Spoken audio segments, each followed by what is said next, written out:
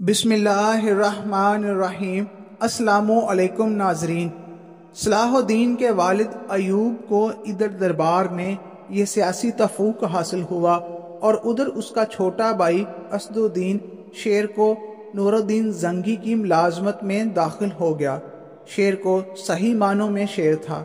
اس نے نور الدین کے ساتھ مل کر دشمنوں سے جسارت اور بہادری سے مقابلہ کیا۔ اس سے نور الدین اور تمام دوسرے درباریوں پر یہ اچھی طرح واضح ہو گیا کہ اسد الدین صرف نام کا شیر نہیں بلکہ کام کا بھی شیر ہے۔ نور الدین نے مزاج شناسی کا جوہر پایا تھا۔ اسد الدین نے شیر کو کے کارنامے دیکھے تو اسے فوج کا مختار کل بنا دیا۔ قدرت جس خاندان کو بڑھانا چاہتی ہے اس کے لیے حالات کو سازگار بنا دیتی ہے۔ شادی کے بیٹوں کے متعلق کسے معلوم تھا کہ وہ اتنا سیاسی تفوق حاصل کر لیں گے؟ بہروز اگر یہ جانتا کہ جن دو مجرموں کو وہ خون بہا ادا نہ کرنے کے جرم میں تقریر سے جلا وطن کر رہا ہے، وہ دمشق اور شام کی دو بڑی سلطنتوں کے مضبوط ستون ہوں گے، تو وہ ان کو اپنے سے جدا نہ کرتا۔ حقیقت یہ ہے کہ تقریر سے جلا وطنی ہی اس خاندان کے عروج کا باعث ہوئی۔ حالات کچھ اور بھی ایسے پیدا ہوتے گئے جنہوں نے ان دو بھائیوں کو آگے بڑھایا۔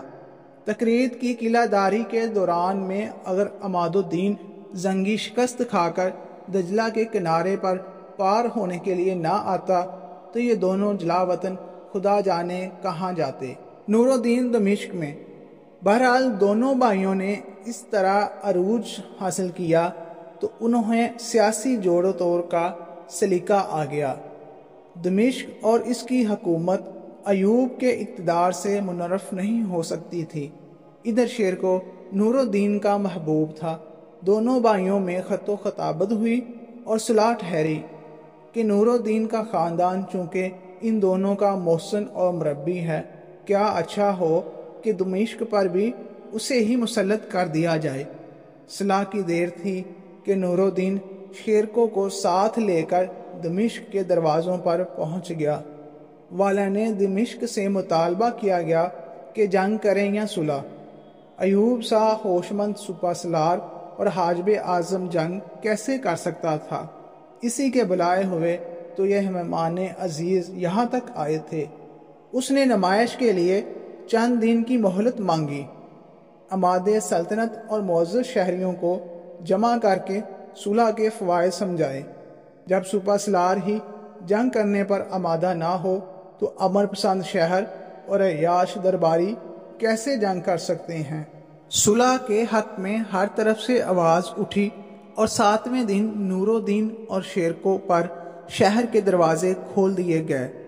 نور الدین اور شیرکو بازو میں بازو ڈالے بڑی شان و شوکت کے ساتھ شہر میں داخل ہوئے۔ صلاح الدین کے والد ایوب کا اعزاز بے لڑے فتح کی خوشی میں جو دربار شاہی منعقد ہوا، اس میں ایوب کو جو جگہ نصیب ہوئی وہ نور الدین زنگی کی بائیں نشست تھی۔ گویا یہ اس چیز کا اعلان تھا کہ نور الدین زنگی کی حکومت میں ایوب شاہ کے بعد دوسرے درجے پر ہے۔ اسی دربار میں ایوب کو دمشق کا گورنر نامزد کیا گیا اور شیرکو کو صوبہ دمشق کا وائسرائے قرار دیا گیا۔ 1154 میں نور الدین دمشق پر قابض ہوا۔ اس طریق سے لے کر ایوب کا ہونہار بیٹا یوسف یا صلاح الدین گویا دربار دمشق یا نور الدین کی سرپرستی میں بڑھا۔ گویا تفصیل سے معلوم نہیں ہو سکا کہ دربار دمشق میں رہ کر گورنر کے اس ہونہار فرزند کی تربیت کے لیے کیا ذرائع اختیار کیے گئے، لیکن قیاس کہتا ہے اور یہی بہترین سند ہے کہ صلاح الدین کی تعلیم اور تربیت کے لیے اس دور کے بہترین علماء اور فضلاء کی خدمت حاصل کی گئی۔ خود نور الدین زنگی نے اس نوجوان کو فطرت میں پاک بازی، تقوی، طہارت اور جرات و حوصلہ کا تخم بویا۔ اسے سمجھا دیا گیا کہ دنیا اسلام اس وقت ایک نازک دور سے گزر رہی ہے اور عیسائیت اسلام کا چراغ حیات گل کرنے کے لیے اوچھے ہتھیاروں پر اتر آئی ہے۔ صلاح الدین کی عمر اس وقت زیادہ سے زیادہ 14 سال کی ہوگی۔ اس 14 سال کے بچے کے عادات و اطوار، خیالات اور رجحانات ابھی سے یہ کہہ رہے تھے کہ یہ بڑا ہو کر ملت کے لیے ایک باعث فخر فرض ہوگا۔ صلاح الدین کی نوجوانی۔ صلاح الدین کا بچپن قرآن کی تعلیم میں گزرا۔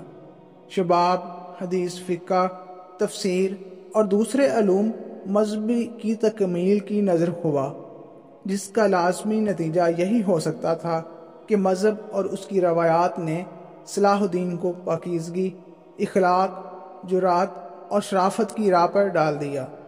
وہ امیر نوجوانوں کی طرح اسراف، شکار یا دوسری امیرانہ تفریح میں نہ الجھا اور نیکی اور سعادت کے حصول میں مصروف نظر آیا۔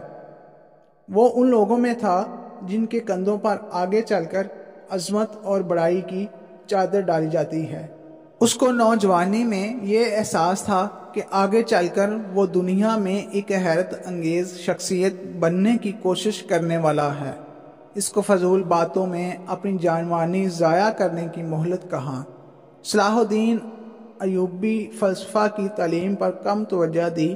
اسے شاعری سے محبت تھی، لیکن شاعری اور مجاہدانہ زندگی میں مشرق اور مغرب کا بود بہت تھا۔ وہ شاعر نواز ضرور تھا، مگر شعر کی دھن میں اس نے اپنی زندگی ضائع کرنے کی کوشش نہیں کی۔ وہ اپنے باپ کی طرح زیادہ وقت قرآن پر غور کرنے میں صرف کرتا۔ وہ سچا مسلمان تھا۔ اس نے کوشش کی کہ وہ اپنے آپ کو ایک سچے مسلمان کی طرح دنیا کے سامنے پیش کرے۔ اس دور کی تعلیم چونکہ مذہب اور اس کے تعلقات تک محدود تھی، اس لیے سلطان کی تعلیم کا دائرہ وسیع نہ ہو سکا۔